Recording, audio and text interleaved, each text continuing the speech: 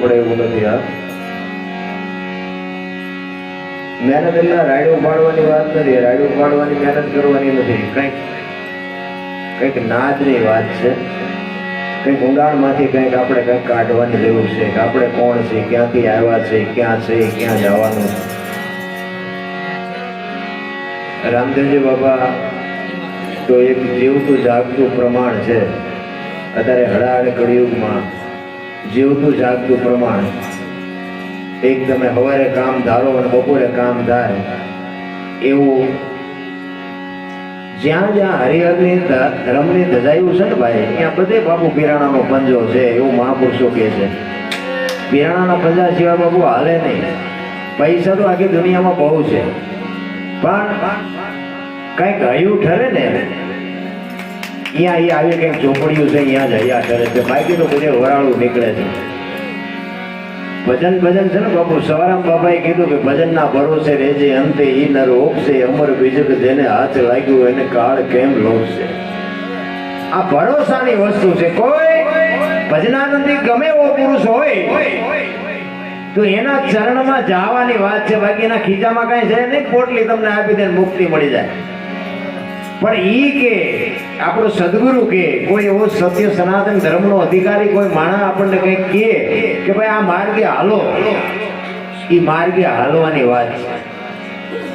બાકી તો બાપુ આ બુદ્ધિનો વિજ્ઞાનનો વિષય જ નથી. હમણાં જેમ વાત કરી ને કે આપણા કોમ્પ્યુટર ને આપણું આ મોબાઈલ ને આપણું આ જેટલું વિજ્ઞાન છે એ બધું પૂરું થઈ જાય ને પછી આની શરૂઆત થાય. બહુ સમજવા જેવી વસ્તુ છે.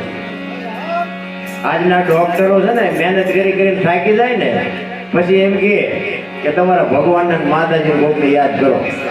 કેમ ભાઈ તમારી પાસે દવાઓના કોથળા ફૂટી ગયા છે? એટલે છેડે તો ન્યા જ આવવું પડે એમ છે.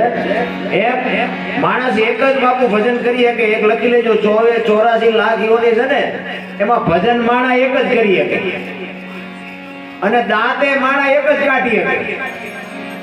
બીજા કોઈ જેવું દાંત નથી કાઢી શકે. તમે ભેંસ ગમે એટલું ધૈર્યું હોય ને તો ભેંસ આમ અંદરથી રાજી થાય કે આજ મજા આવી, પણ દાંત ન કાઢી શકે. દાંત માણા એક જ કાઢી શકે. માણા જ અટી મણના થોબડા લઈને રખડે, મોઢું નથી ભડકાવતા. એટલે આ માણાનો અવતાર એક જ આનંદ કરે એવો છે તો કઈક કરી લ્યો, બાકી મરી જવાનું.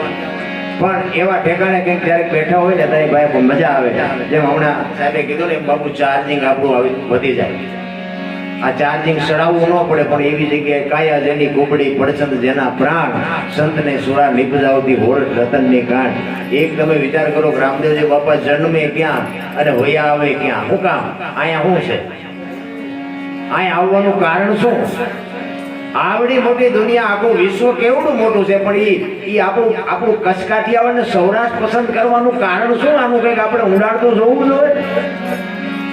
કોઈ ગામ એવું નહીં હોય કે રામદેવજી બાપાનું મંડળ નો હોય, મંદિર નો હોય કે નેજો નો ફરકતો એવું એક ગામ નહીં હોય. કેવડી કૃપા છે રામદેવજી. પણ એવા ઠેકાણે જયારે જાય ને ત્યાં આપણને મજા આવે, આપણું હૈયું ઠરે. એટલા માટે એક સંત કહે છે, જોતા રે જોતા